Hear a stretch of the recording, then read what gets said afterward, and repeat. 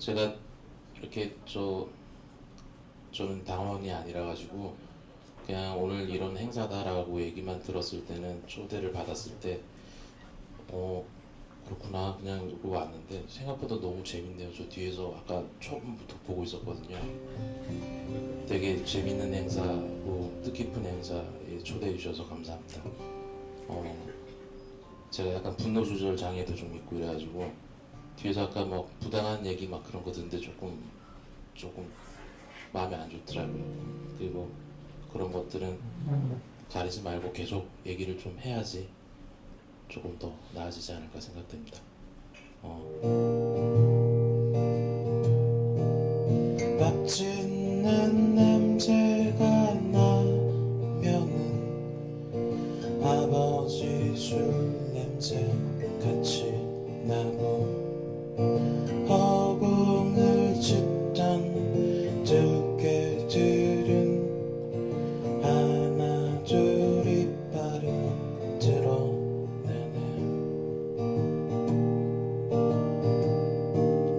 아이 밤은 길고 험해. 한잠을 자고서 아침 오면 저기 날리던 눈발들은 하얗게 쌓여서 무섭단다.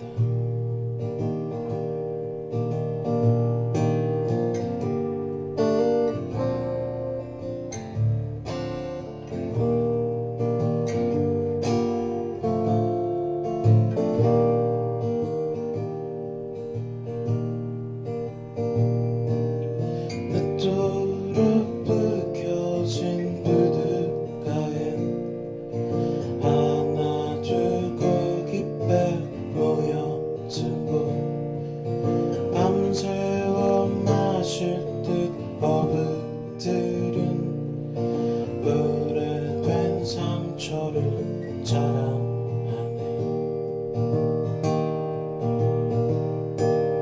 덤불에 웅크린 참새들은 모른 채 집으로 가는 길에 눈물이 많아진 아버지는 눈밭에 누워서 잠이 드네.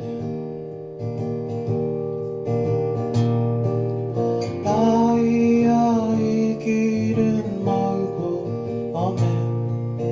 한잠을 자고서 아침 오면 저기 걸어간 사람들은 어디로 갔는지 모른단다. 어디로 갔는지 모른단다. 어디로 갔는지 모른단다.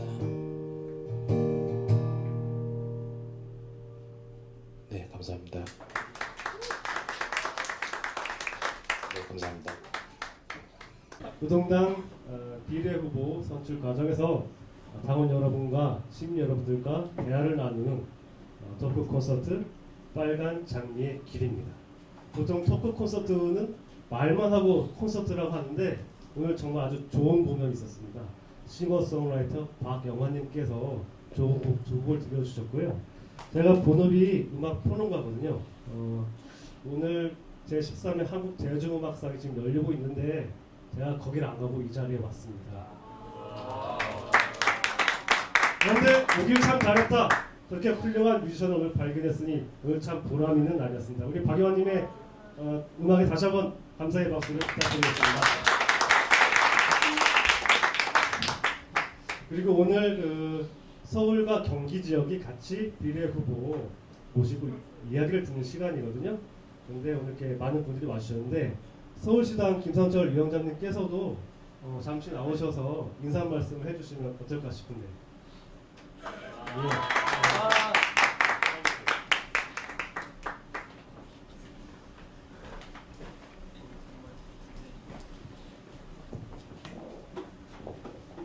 예, 고맙습니다.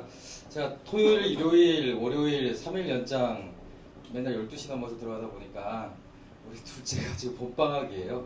근데 봄방학 때 이게 놀러도 못 갔다고 지금 전화해갖고 계속 항의성 민원을 넣는 바람에 민원 처리를 하고 있습니다. 제가 근데 시당에서도 그 이런저런 민원 처리하느라고 정신이 없는데 집에 민원도 지금 해결을 못하고 있습니다.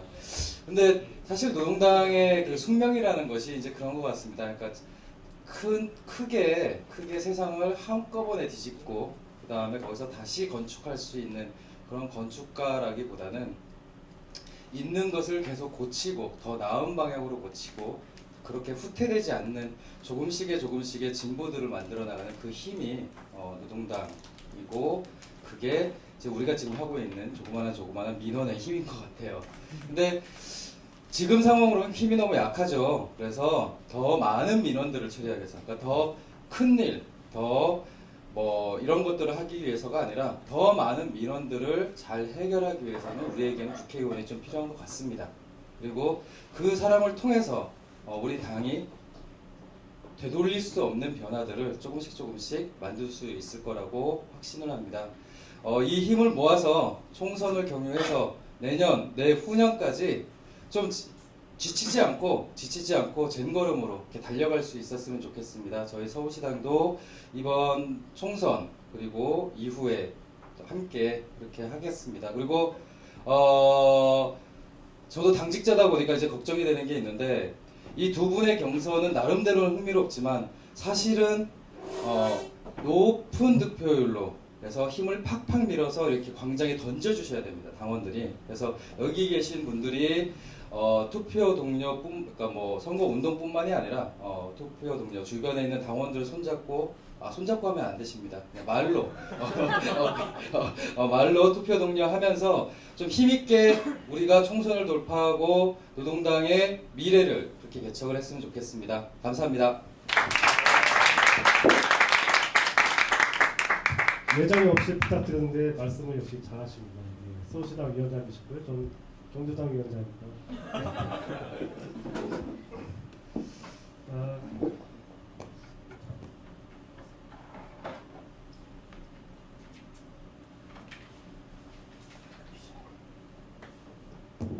예, 빨간 장미의 길 2부를 시작하도록 하겠습니다. 자, 이번에는요, 특히 4월 16일 선거가 치러지고 사후가 어떤 날인지 다들 잘 아시죠? 한국의 역사상 그리고 많은 사람들의 가슴을 그렇게 아프게 했던 그리고 한국 사회가 갖고 있는 온갖 모순을 집 밖에서 보였던 세월호 참사가 일어난 날입니다. 그래서 이번 4.13 총선도 남다른 의미가 있지 않나 싶고 이번에 비례후보로 나서신 두 분과도 인연이 깊은 이야기가 있습니다. 오늘 이 자리에는 오준호 작가님을 모실 건데요. 이분은 많은 책을 저서하셨고 아주 바쁘신 분이세요. 그리고 노동당 당원이시기도 하고요. 그다음에 세월호를 기록하다를 얼마 전에 출판을 하셨습니다.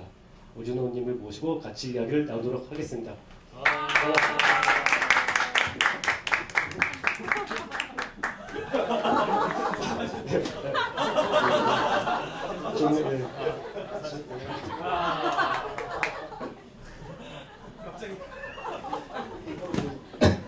마무리 때 해야 될 것 같은데.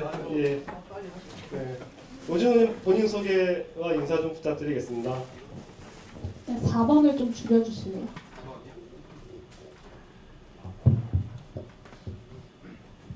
네, 반갑습니다. 저는 안산에 살고 있고요. 안산에 살고 있다가 지난 4.16 참사 때 세월호 시민기록위원으로 이제 활동을 했습니다. 논픽션과 르포를 쓰는 작가이고요. 세월호를 기록하다를 쓴 그리고 만상내 노동당 당협의 당원이기도 합니다. 네, 오준호입니다. 반갑습니다.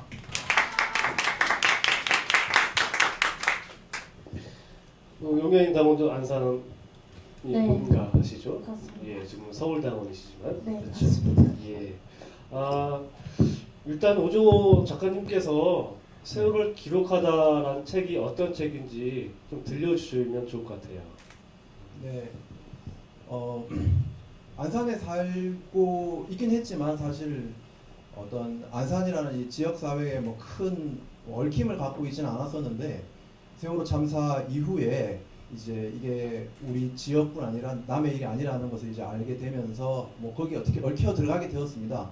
그래서 이제 지역 사회에서 그 시민기록위원회라는 게 구성이 되었어요. 이제 작가는 뭐 작가대로, 영상은 영상대로, 뭐 그렇게 유가족들과 함께 시간을 보내면서 어떤 기록 작업을 하게 됐고, 이제 저는 세월호 1심 재판 약 한 50회 가까운 이 공판들을 취재해서 세월호 재판 기록을 이제 세월호를 기록하다라고 하는 이 책으로 이제 내게 되었습니다. 작년 1주기 때 이제 내게 되었던 책이고요.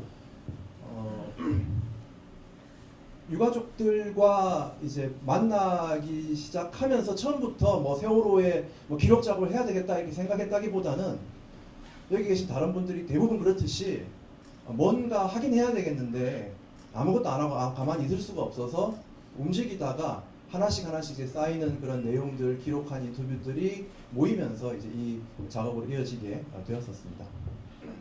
예, 그렇죠.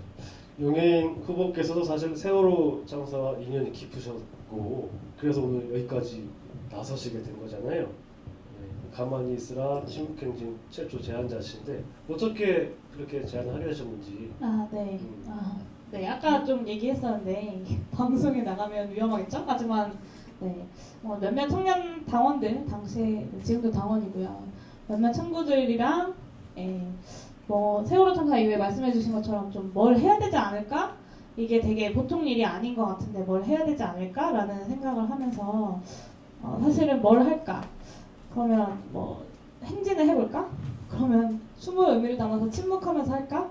그러면 그냥 행진하면 이상하니까 손에 피켓과 국화꽃을 들고 하자라고 아주 되게 사실은 별 이렇게 거창한 의미를 부여하면서 했던 건 아니고요. 이렇게 그런 어떤 그냥 이야기, 대화를 통해서 만들어진 게 침묵행진이었고, 사실 저는 세월호 참사 처음 났을 때 정부에서 이제 무슨 잠수사가 500명, 뭐 헬기가 뭐 수백 개, 뭐 잠수정이 몇 개, 이런 걸 동원하고 해서 총동원해서 수색하고 있다 이런 얘기 했잖아요. 저는 그래서 사실은 처음에는 며칠 지나면 비록 뭐 이 정부가 다 구하지 못할지라도 이미 배가 넘어갔으니까 다 구하지 못할지라도 몇 명이라도 구해서 이렇게 눈물의 상봉 장면들이 이렇게 연출되지 않을까? 거기 내려가 있는 실종자 가족들이랑 사실 그런 생각을 했었어요. 부끄러운 이야기긴 하지만 맨 처음에 좀 그런 생각을 했었는데 이제 4월 19일에서 20일 넘어가는 밤에 세월호 유가족들이 당시에는 실종자 가족들이었는데 그 진도대교 넘어가지고 박근혜 대통령 만나러 가겠다라면서 이제 그 행진을 하는데 제가 그거 이제 그때 당시 벼락치기 하느라 시험 기간이어가지고 벼락치기 하느라 밤에 이제 공부하다가 SNS 통해서 봤었거든요. 그래서 그걸 보고 좀 뭔가 잘못됐다 생각했고 그러면 뭐라도 하자라고 해서 이제 대학 각자 이제 제 친구들이 다닌 대학에서 리본 나눠주고 대자보 쓰고 이런 걸로 먼저 시작했다가 뭔가 거리에서 할 수 있는 뭔가 해볼까라고 해서 침묵행진을 시작하게 됐죠. 저 질문을 기다리지 마시고 그래서 뭐라도 해보자라고 이제 시작했다는 공통점이 있네요, 그죠? 근데 공판을 쭉 기록하시면서 보시면서 답답한 일이 참 많았을 것 같은데요, 그렇죠? 뭐 사실 재판을 처음부터 뭐 기록하려고 갔다기보다는 그때 유가족들이 대략 이제 사고 나고 한 달쯤 지난 이후부터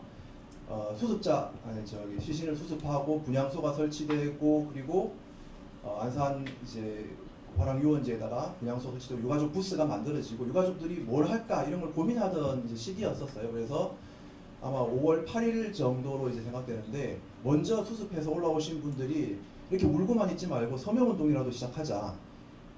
특별법이라는 말이 처음에 나온 건 아니지만 뭐 진상규명을 위한 서명운동이 그때쯤 시작이 되었고 뭐 그렇게 그 즈음에 유가족들과 좀 만나기 시작했었는데 처음에는 사실 이제 이 자식을 잃은 가족들과 가서 뭐 기록을 한다든가 인터뷰를 한다든가 하는 게 과연 이게 정당한가, 지금 해도 되는 일인가라는 우려나 어떤 자기 걱정이 있었습니다. 그래서 뭐 지금까지 제가 르포를 쓰거나 하면서 만났던 분들은 대부분 자기가 겪은 사건을 좀 시간이 지난 다음에 객관화하신 상태에서 저랑 이제 만나서 얘기를 하시고 그때 그랬지 이렇게 얘기하셨었는데 이거는 그럴 수 있는 상황이 아니었잖아요. 그래서 기록하는 사람들이 다가가서 그냥 뭐 주변을 뭐 배회하기도 하고 뭐 얼굴이 이제 좀 낯이 익으면은 뭐 인사를 드리기도 하고 이런 식으로 조금씩 친해졌었고 뭐 그러던 중에 사고가 나고 이제 한 달이 좀 더 넘어서 6월 초에 재판이 처음으로 열리게 되고 유가족들 100여 명이 이제 안산에서 뭐 차를 대절하셔서 거의 데모를 하러 가신 거죠. 이제 법정에 검찰들한테도 압력을 넣고 재판부에도 압력을 가하고 피고들을 보고 선원들한테 한마디라도 욕을 해야 되겠다, 한마디라도 말을 해야 되겠다 생각하시면서 뭐 피켓을 이만큼 막 싸들고 이제 내려가신 거죠. 그럴 때 그냥 가시니까 따라간다는 기분으로 가게 되었었고, 그리고 법정에 가서 그 장면을 지켜보면서 제가 책에도 그러겠지만 이 공간이 세월호의 진상 규명에서 매우 중요한 의미를 갖는 공간이 되겠구나 라는 생각을 좀 하게 되었습니다. 대부분 그 전까지도 뭐 세월호의 진실에 대해서 뭐 이렇게 저런 의혹들도 많이 제기되고 뭐 그랬었긴 했는데, 원래 그런 의혹들이 대부분은 직관적으로 동의하는 사람들 사이에서 이제 확산되는 경향이 있죠. 이제 이 의혹에 대해서 어떤 진실에 대한 토론이나 논쟁이 벌어진다기보다는 처음부터 이런 의혹, 이런 루머에 동의하는 사람들, 그걸 받아들인 사람들이 이제 그 이야기를 반복해서 하는 경향들이 있는데, 과연 세월호 진실 규명을 접근하는 내 나름의 방법이 뭘까 고민하고 있었던 때에 재판정에 가니까 여하튼 거기서는 검사와 변호사가, 그리고 재판부와 피고와, 그리고 이 법정이 제대로 운영되지 못할 때는 유가족들이 소리를 치기도 하고, 저는 이제 법정이 그렇게 시끄러운 법정을 정말 처음 봤는데 그럴 수밖에 없었던 법정이죠. 뭐 만약에 어떤 거짓말이 나오면 뒤에 방청석에서 유가족들이 뭐 고함을 지르고 절규를 이제 하시는 이런 우리가 평소 생각하는 정적이 흐르는 그런 법정이 아니라 매우 소란스럽고 어떻게 보면 역동적인 그런 법정에서 진실들이 서로 공방을 이제 하게 되고, 이런 공간이 진실을 찾는데, 실마리를 찾는데 되게 도움이 되겠구나 이렇게 진행을 했었죠. 그러면서 저한테 갖고 있었던 딜레마는 유가족과 저 같은 어떤 작가의 좀 차이라면 차이일 수 있을 것 같은데, 저 역시 과연 지금 나와 있는 이 증거가, 이 증언이 진실일까라고 의심을 던져보긴 하지만 한 2번, 3번 의심해보고 스스로 이제 대답이 구해지면은 그럼 이것은 내가 받아들일 수 있겠다, 이런 진실은 이것은 사실을 받아들일 수 있겠다라고 생각하는 데 비해서 유가족들은 그렇지 않으시죠. 대단히 집요하고 제가 이 정도는 아마 사실 가깝지 않을까 생각하는 그 장면에서도 더 질문하고 더 고함을 지르시고 더 뭔가를 요구를 하시는 거죠. 이제 그걸 보면서 내가 뭐 르포도 쓰고 글을 써온 사람이지만 이 일을 실제 겪은 당사자의 어떤 이 절박함을 난 따라갈 수가 없구나. 자칫하면 이 소통 글솜씨로 마치 어떤 문제가 해결이 된 것처럼, 어떤 문제가 그것으로 사실로 정돈된 것처럼 써서 사실을 호도해 버릴 수도 있겠다라는 걱정이 있었어요. 그래서 이 작업을 지금 이 순간에 계속 해도 되나, 나중에 이제 이 모든 게 좀 정돈되고 나서 해야 되는 건 아닌가, 지금 이 현장의 흐름 속에서 내가 이걸 해도 되나, 그러나 이 작업이 필요한 의미가 있겠지, 뭐 이런 어떤 갈등들, 딜레마들도 계속 겪었던 그런 과정이었던 것 같습니다. 예, 세월호를 기록하다의 그 저자로서 본인이 느꼈던 고민이라든지 그런 걸 말씀해 주셨어요. 세월호 참사 이후에 2년이 흐른 동안 노동당원들도 상당히 이 문제에서 열심히 뭐라도 해야겠다라는 그런 뜻으로 많이 했었는데, 국회의원 후보님께서 혹시 기억나는 장면들이 있으신지 그동안.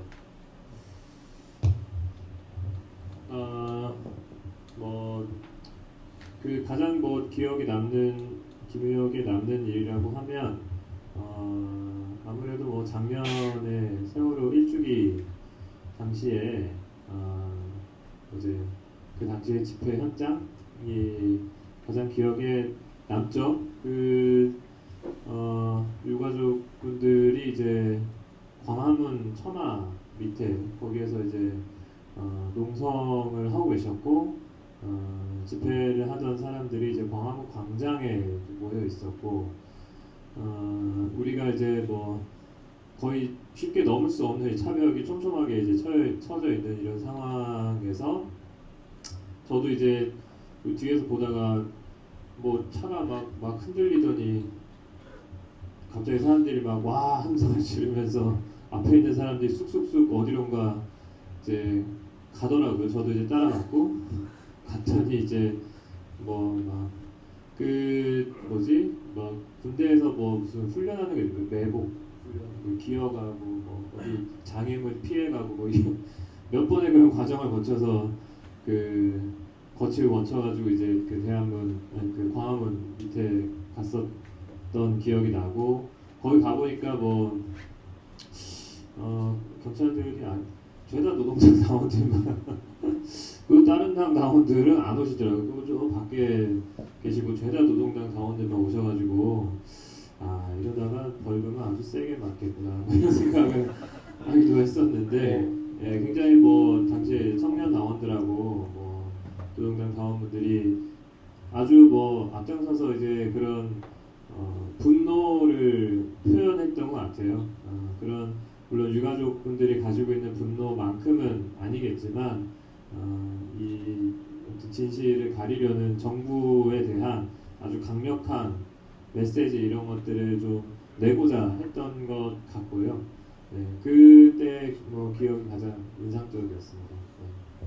그때 계셨던 분들 여기 되게 많아요. 저랑 같이 차 밑으로 막 기어가셨던 분들 되게 많은데, 그때 이제 경찰 엄밀히 말하면 차벽을 이렇게 뚫고 이런 건 아니고요. 차벽과 차 사이에 가장 엄청 작은 틈이 있었는데 여기 있는 경찰들이 도망간 거예요. 그래가지고 이제 저희가 그 틈 사이로 들어갔었고, 그때 이제 저기 뒤에 이제 서울시장 위원장님도 계셨는데 네, 그때 이제 들어갔는데 차벽과 차벽 사이에 갇혀가지고 저도 이제 다 대통령 얘기해도 돼요? 그럼요. 막 그때 하성수 노색당 위원장도 있었고요. 윤호길 정치도 있었고요. 저도 다 봤습니다. 그래서 차벽과 차벽 사이에 완전히 갇혔어요. 양옆엔 경찰이 둘러싸고. 그래서 오늘 진짜 큰일 났다 이렇게 생각했는데, 유가족분들이 나오셔가지고 여기 차벽 밑으로 기어 들어가라고 막 이래서 사실 차벽 밑으로 기어서 들어갔었죠. 가령 이게 세월호 참사에 대한 투쟁으로서 비롯된 게 사이버 사찰, 사이버 검열 문제도 비롯됐잖아요. 최근에 그거에 대해서 이제 법원에서 판결이 났던데 그 얘기를 좀 더 말씀해 주시면 어떨까요? 네, 제가 침묵행진 하면서 별일을 다 겪었는데요. 처음 침묵행진했던 4월 30일 날 집에 가면서 음모론이라고 말하시면 할 말 없지만 은색 스타렉스 1120 네, 제가 전 남자친구 생일이어가지고 아직도 기억하고 있는데 네, 은색 스타렉스 1120에서 남자분 두 분이 저를 촬영하셨던 일도 있고요.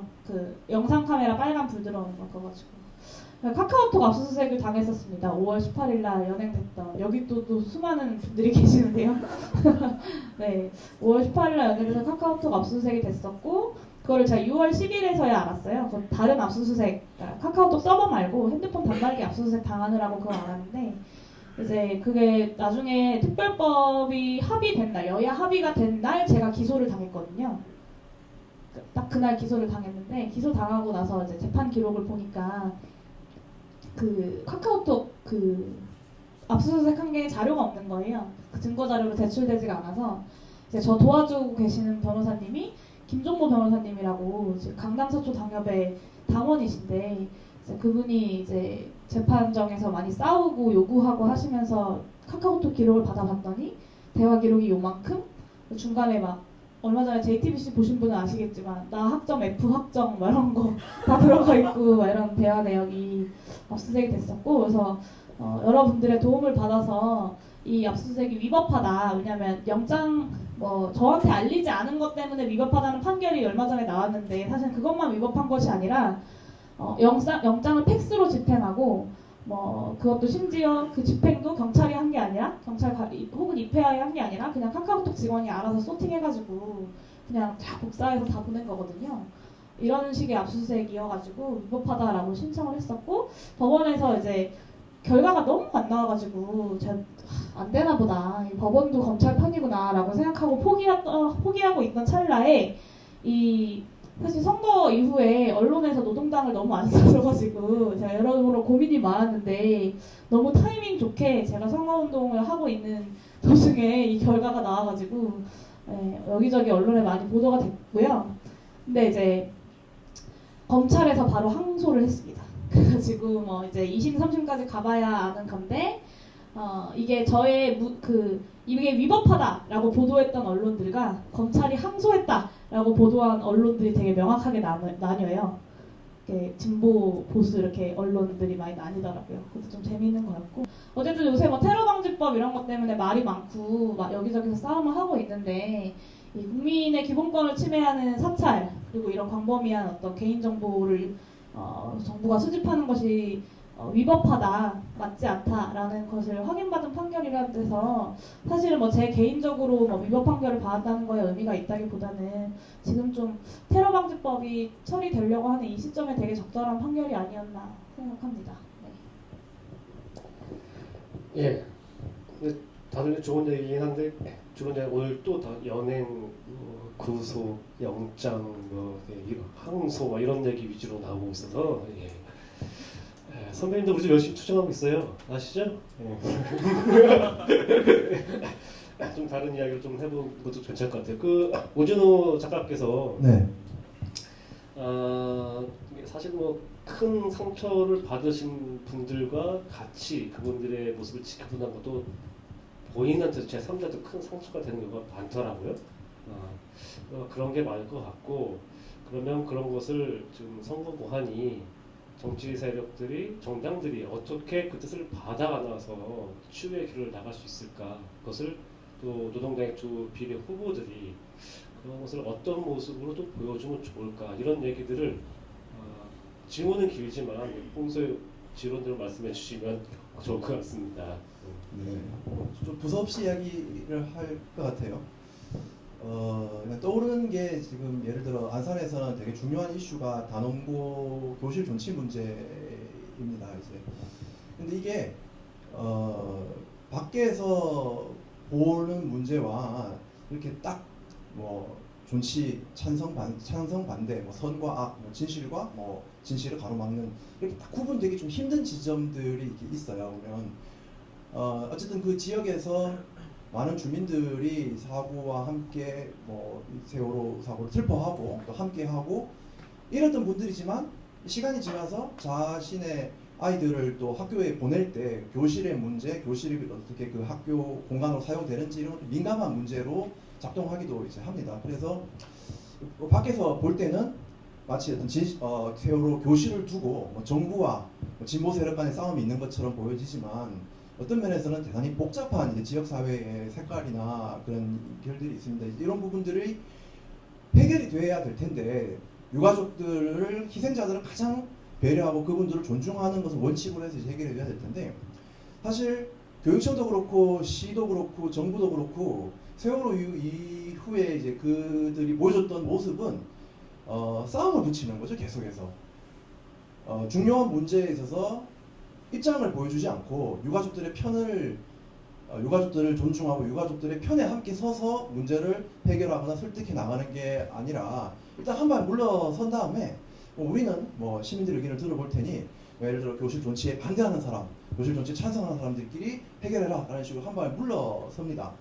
그렇게 되면 이 시민사회 내에서는 계속 갈등이 발생을 해요. 내일 원래 이제 단원고가 입학을 하는 거죠. 입학식을 해야 되는데 이 교실 존치를 반대하는 부모들이 입학식을 막겠다라고 이제 물리력 행사를 하겠다라고 나섰었거든요.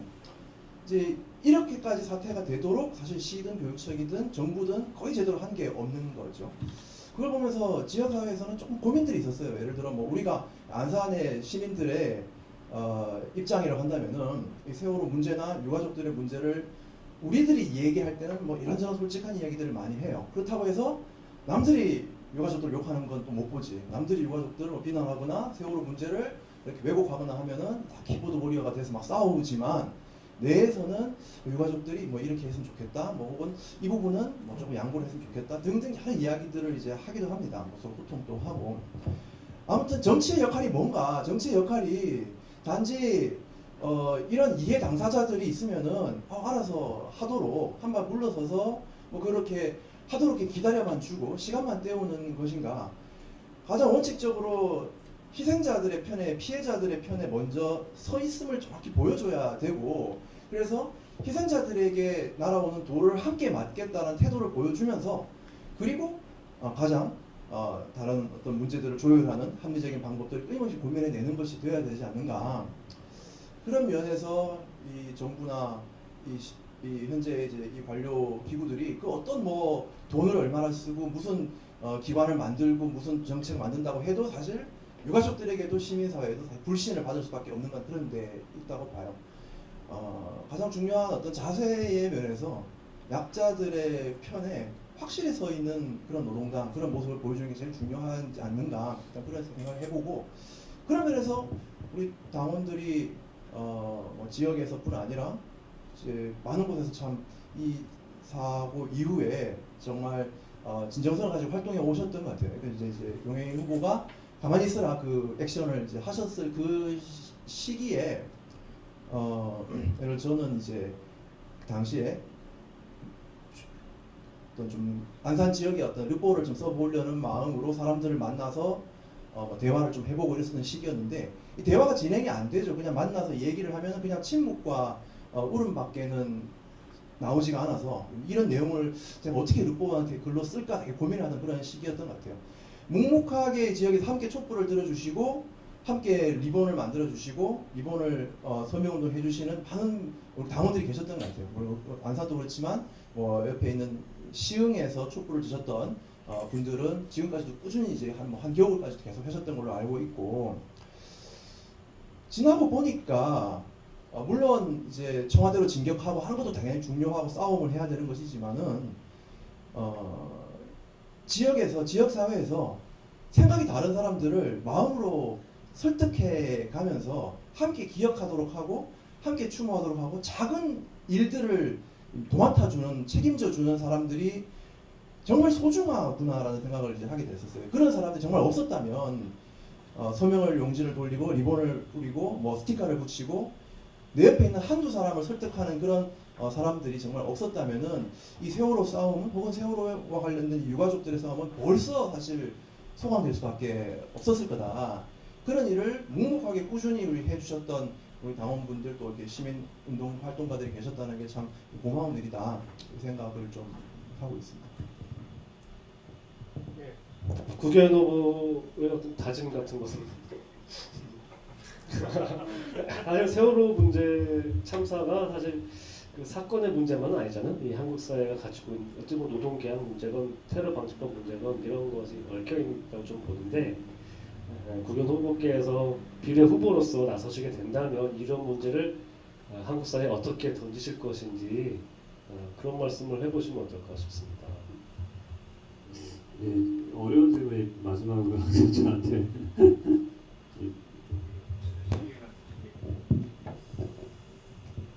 네, 그런 것 같긴 한데요.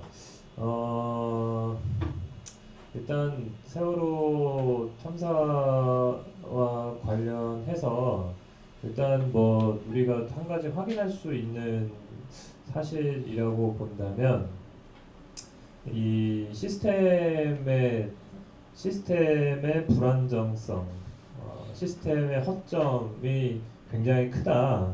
이런 거를 일단 확인을 할 수 있을 것 같아요. 그러니까 이 세월호와 관련해서 어떤 뭐 의도가 있었고 의혹이 있고 뭐 이런 문제들도 사실은 뭐 여전히 뭐 명쾌하게 해명되지는 않고 있지만 어쨌든 뭐 이런 사고가 실제로 발생하도록 초래하는 어떤 문제들 그리고 사고가 발생했을 때 그것을 뭐 이렇게 구조하고 뭐 이후에 사후 어떤 대책을 만들고 이렇게 하는데 너무나 많은 허점들이 있었다는 것이 이제 발견되는 거고 그 허점이 또 거짓을 만들어내고 또 허점이 거짓을 만들어내면서 어마어마한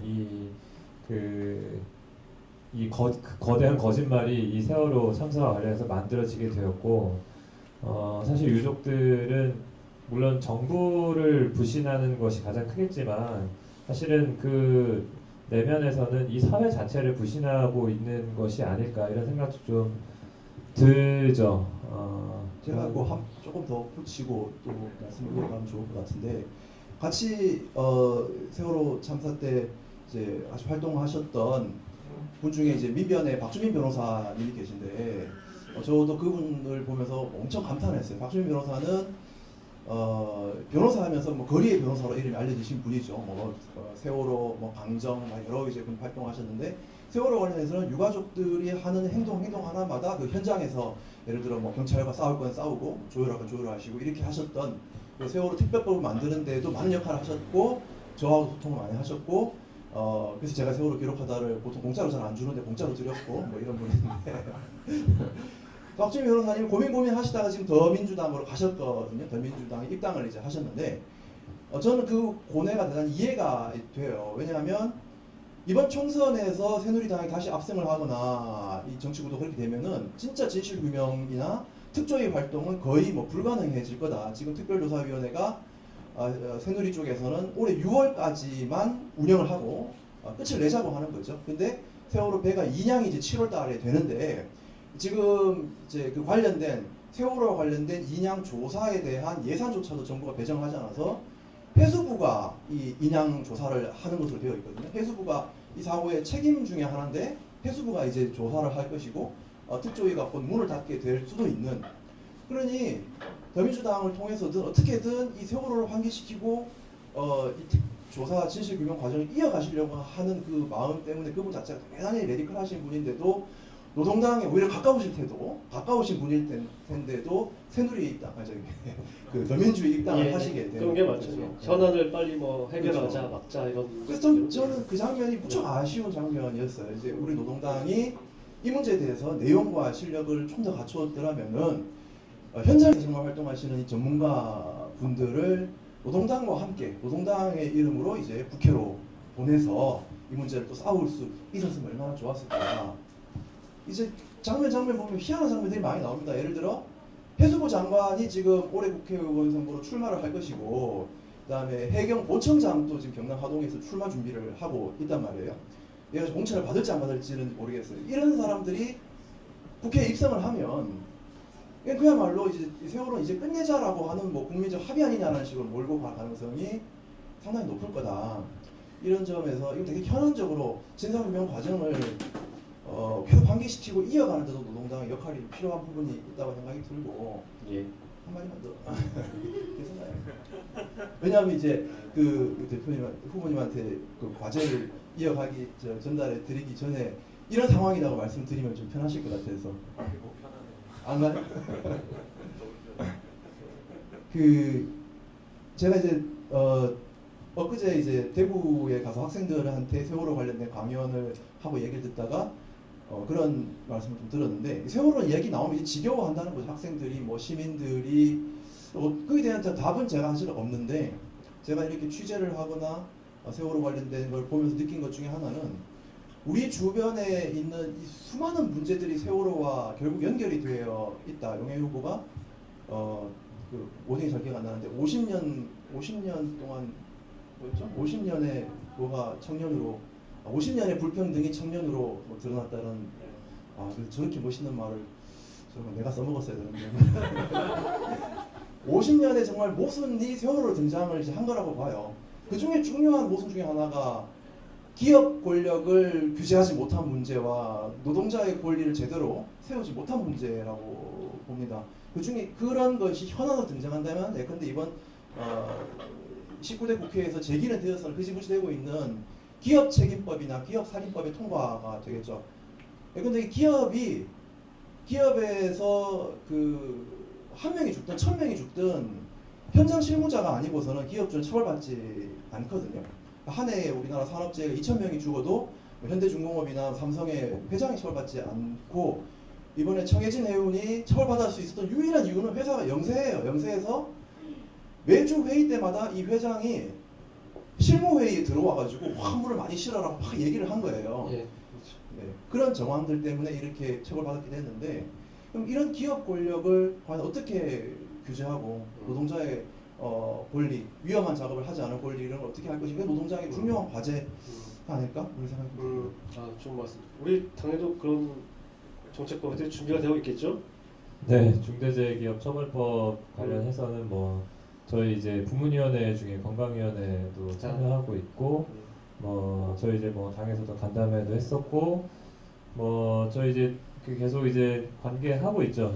그 계속 이제 네 산업재해 뭐 이런 사건 사고들은 계속되고 있는 상황이고 그래서 이제 연대하고 있는 것은 맞고요. 뭐 근데 사실은 뭐 좀 할 수 있는 것에 대한 솔직한 이제 판단도 필요하고 물론 목표도 이제 중요하겠지만 할 수 있는 것에 대한 솔직한 판단은 좀 필요할 텐데 물론 이제 그런 제도적인 영역에서 기업을 통제하고 관리하고 할 수 있도록 하는 것도 물론 중요한 과제고 사실 뭐 제시해야 될 문제죠. 근데 어쨌든 지금 노동당의 수준에서 뭐 물론 이제 국회로 들어간다 하더라도 지금 노동당의 수준에서 일단 기본적으로 잘 해야 된다고 생각되는 문제는 이를테면 용해인 후보가 그 세월호 참사 이후에 가만히 있으라라는 침묵행진을 했는데 사실 이게 사회적 반향이 있었던 것은 가만히 있으라라는 그 말이 던지는 어떤 울림이 있었던 거잖아요. 그것이 상징하고 있는 바, 그것이 표현하고 있는 바, 사람들의 마음을 움직인 거죠. 그것이 어떤 이것을 추모하고 또 기억하고 진상규명을 요구하는 사람들의 어떤 행동으로 이끌어져 나온 것이라고 생각을 하는데 저희는 뭐 계속 그런 역할들을 해야 된다고 생각합니다. 그런 말, 글, 뭐 행동 이런 것들을 통해서 끊임없이 이 문제에 대해서 뭐 환기하고 기억하자고 촉구하고 이런 행동들이 계속 있어야 될 것 같고 사실 뭐 중대재해기업처벌법 같은 경우도 이게 뭐 그 정도 수준의 법이 만들어지려고 해도 한다면 상당히 많은 시간과 노력이 들 거라고 저는 봐요. 솔직히는.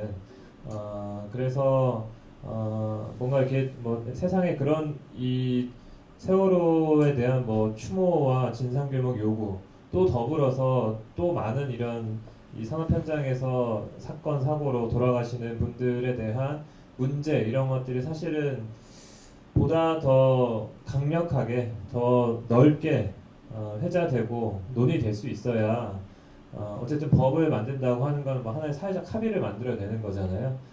그런 수준까지 도달할 수 있지 않겠나 이런 생각이고 저희는 계속 뭔가 촉매제 역할을 해야 되겠다 뭐 이런 생각은 듭니다. 네. 예, 고맙습니다. 오진호 작가님께서 오늘 거의 강연에 가깝게 좋은 말씀들을 많이 해주셔서 우리 후보님과 칭찬이 아니라 아니 함께 하신 분들한테 좋은 말씀 질문을 드린 것 기다리지 같아요. 말고 말을 하라고 하셔서. 예. 다 녹화돼가지고 다 나갈 거예요. 오준호 작가 특별 시간 이렇게 마련을 해야 되니까 걱정 마시고 오늘 이렇게 귀한 말씀 해주신 작가님께 좀 박수 좀 부탁드립니다. 고맙습니다.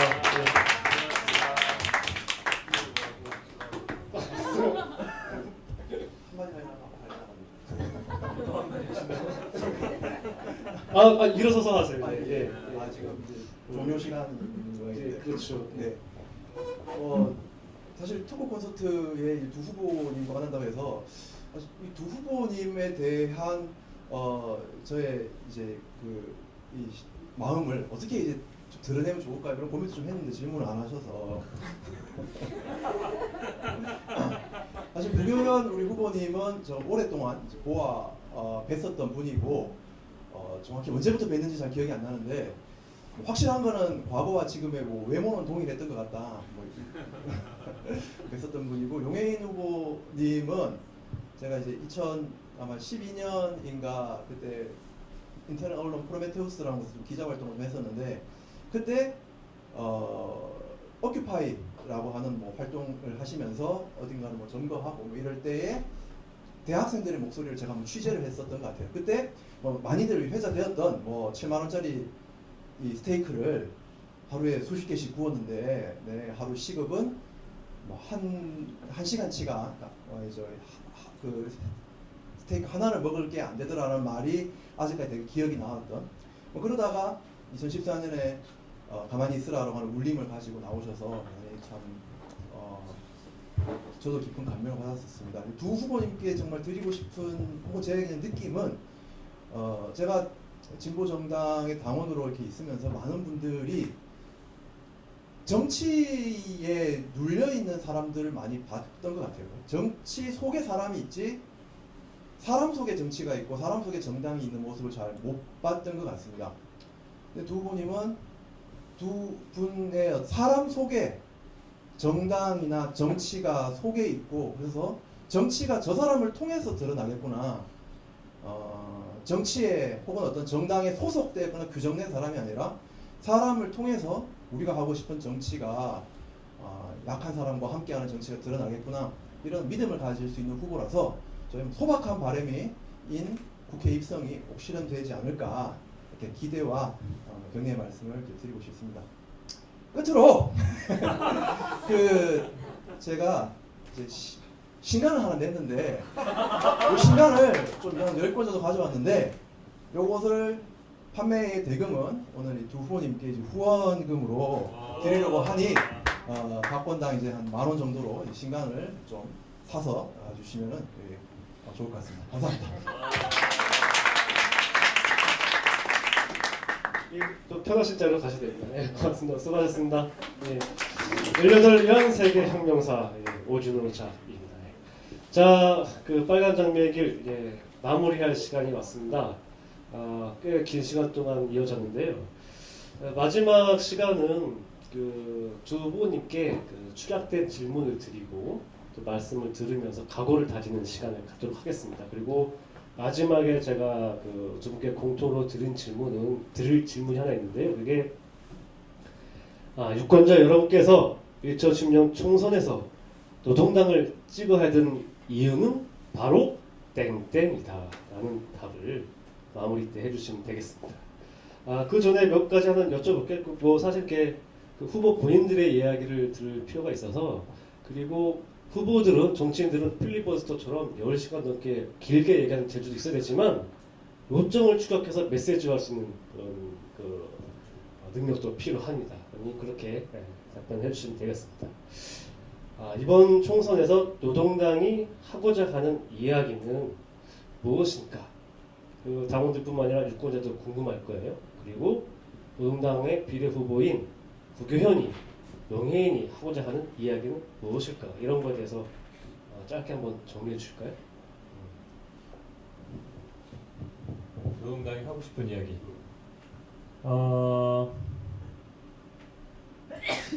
네.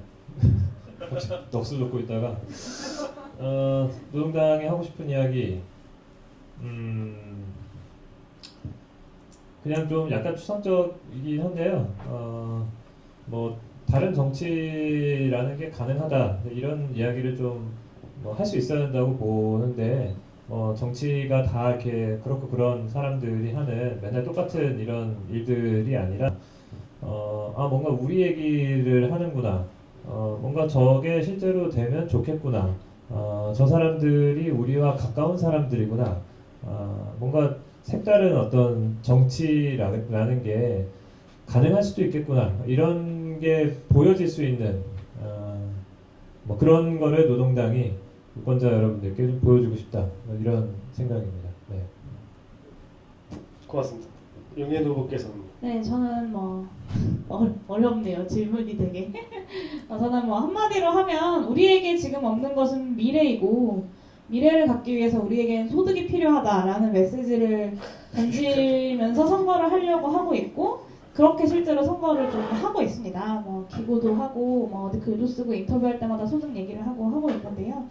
네, 미래를 꿈꿀 수 없는 자들의 절망이 지금 시대의 어떤 특징이라면, 우리가 그것을 파고들어서 그것에 대한 대안을 내놓아야 하는 거 아닐까. 그리고 그것이 노동당만이 가능하고, 그것은 노동당의 최저임금 1만 원, 기본소득 30만 원, 노동시간 단축을 통한 일자리 나누기다라고 이야기하고 싶습니다. 네.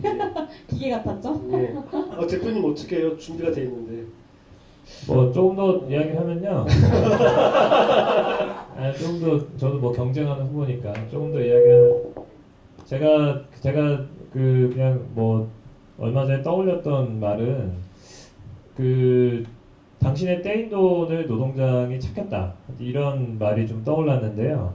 그러니까 두 가지 의미인데, 하나는 이 비정규직 아르바이트 노동자들이 떼인 돈으로 상징되는 각종 부당하고 억울한 일들을 많이 당하잖아요. 그래서 그런 일들을 일단 해결하겠다. 그리고 노동자들이 원래 받아야 될 돈, 즉 이 재벌과 기업들이 많이 가지고 있는 돈들을 원래 노동자들이 받아야 되는데 못 받고 있는 거다. 그게 결과적으로는 떼인 돈이다. 그래서 그런 것을 최저임금 10,000원, 뭐 기본소득으로 찾겠다. 뭐 이런 게 좀 떠올랐습니다. 그래서 플랜카드를 당신의 떼인 돈을 노동당이 찾겠습니다. 이 떼인 돈 뭐 이걸 강조하는 흥신소풍에 이런 걸 좀 해볼까라고 했는데 여러 사람들이 말리셔가지고 일단 실행 단계로 진입하지는 않았습니다. 네. 예, 예. 뭐 비례선거운동 어떻게 하실지 구상까지 해놓으신 것 같고요. 그리고 또 지역에서 후보가 출마하는 경우에는 어떻게 해야 되는지를 당원들이 잘 아시고 조직들이 잘 움직일 건데 비례선거운동은 어떻게 해야 될까?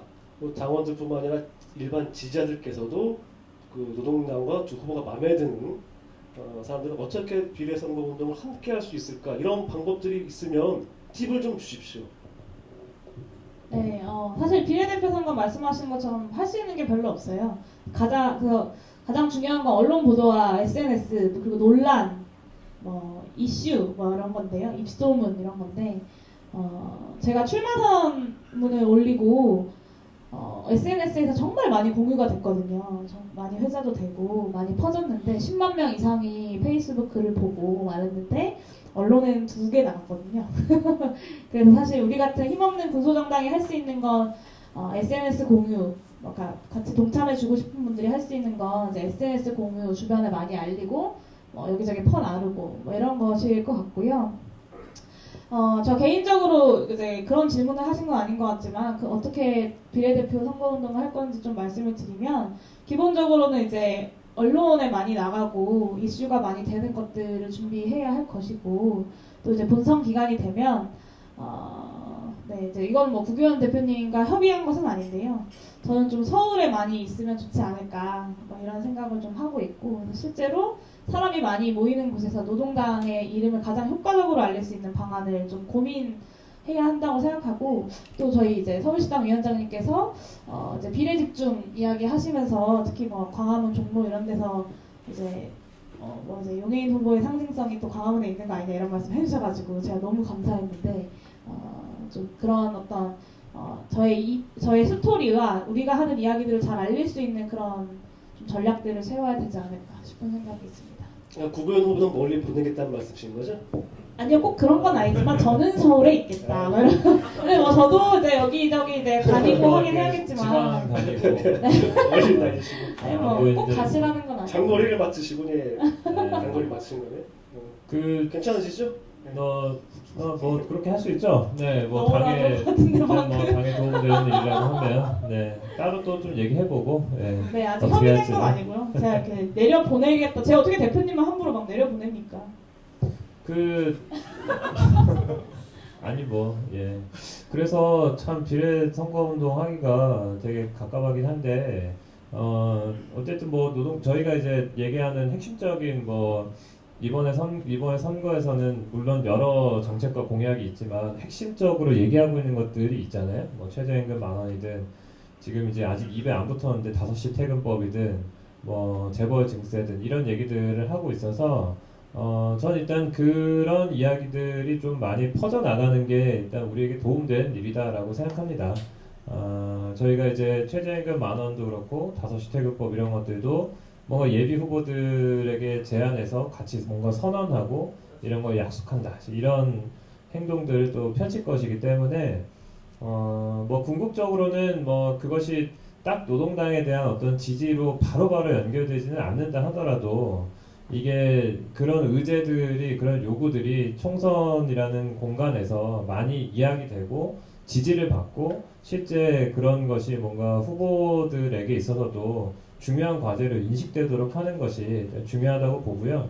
저는 최저임금 10,000원 이런 게 많이 회자되면 회자될수록 결국은 그것을 이야기하고 있는 노동당도 이제 많이 여기저기서 발견될 수 있다 이렇게 생각합니다. 그래서 그런 것들을 좀 많이 알릴 수 있도록 뭐 여러 가지 수단 얘기하신 대로 SNS든 뭐 문자든 뭐 이 유인물이든 예, 이런 것들을 계속 써봐야죠. 네.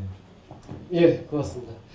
자, 제가 마무리 발언을 쭉 할 테니까요. 충분히 번갈아 가면서 유권자 여러분, 2006 총선에서 노동당을 찍어야 된 이유는 바로 땡땡땡입니다 하면 방청객에 계시는 박수. 그다음 다른 후보가 땡땡땡입니다 박수 하면서 멋지게 끝내는 걸로 하겠습니다.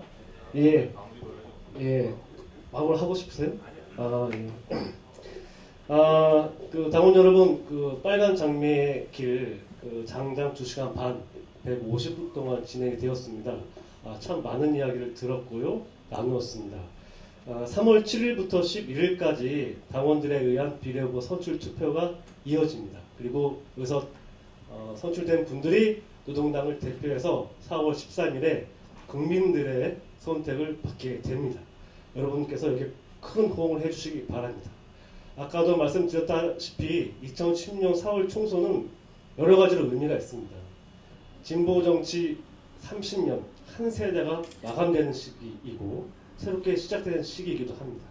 후쿠시마 사고 5주년이기도 하고 세월호 참사 2주기이기도 합니다.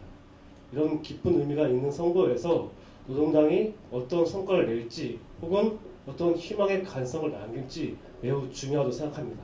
노동당은 인지도도 낮고 또 우리의 컨텐츠를 알릴 수 있는 플랫폼도 갖추고 있지 못합니다. 하지만 노동당 사실 역사가 긴 정당입니다. 그리고 자랑할 만한 사람도 아주 많은 정당입니다. 그리고 완성도 높은 정책도 꾸준히 생산해온 정당입니다. 이것을 이번 총선에서 다시 기틀을 세워서 2018년 지방선거, 2020년 다음 총선 이때에는 좀 더 많은 유권자들의 마음을 얻을 수 있는 기틀을 세웠으면 좋겠습니다. 이제 두 후보자님의 한마디야 마무리 발언을 듣도록 하겠습니다. 말씀 끝날 때마다 큰 박수로 마치 끝난 것처럼 해주시기 바랍니다. 네, 카메라를 쳐다보고 하겠습니다. 일어나서 해야 되나? 일어나서 할까요? 여러분 박수칠 준비해 주세요. 막 손을 막 이렇게 모아주시고. 네, 대한민국 유권자 여러분, 여러분들이 이번 총선에서 노동당을 찍어야 하는 이유는 바로 당신 때문입니다.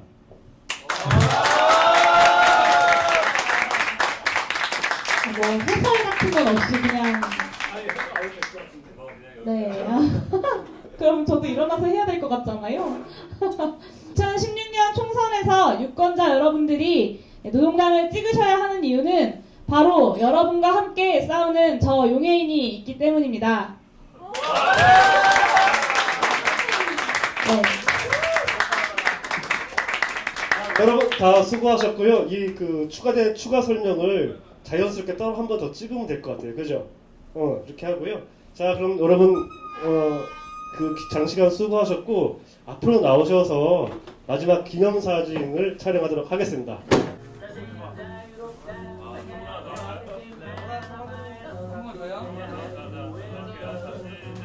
가자!